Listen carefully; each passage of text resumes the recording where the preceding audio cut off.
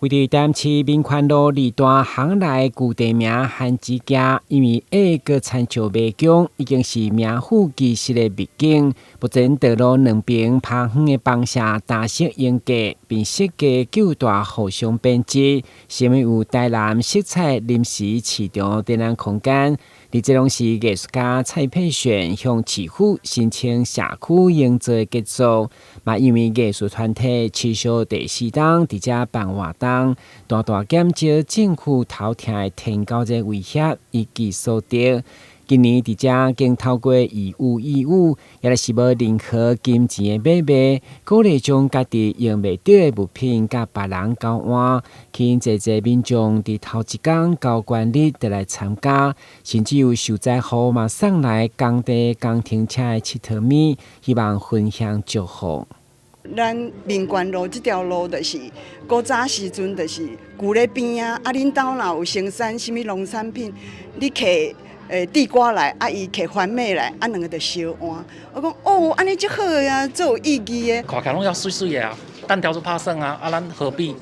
咱想那无爱靠其他有可能就是经济能力较有困难的其他小朋友。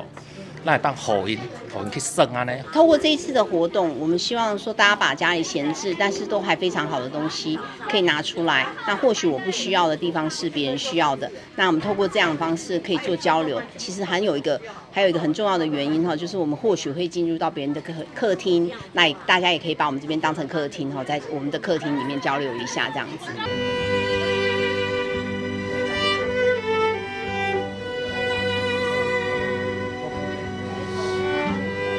第一天交关日，除了有交换好米，也邀请专业的音乐家来现场演奏经典歌曲，让成功扭近人甲人之间的距离。会中包括文化局主秘、中西区区长以及侪民代拢到场参加，大家听个入迷。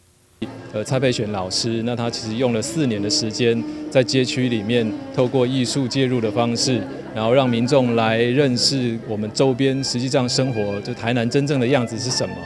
所以这个部分其实我们一直在强调说，台南400是一个公民参与的一个活动。那所以透过这样子的高关日，交关啊，其实也是在我们的精神里面讲，一起台南世界交陪。义务交换不只是物品，而是生活记忆甲人情故事。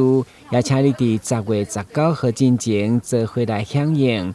而活动结束无交换出去的物品，嘛将公益捐赠予立新基金会。台南新闻管制采访报道。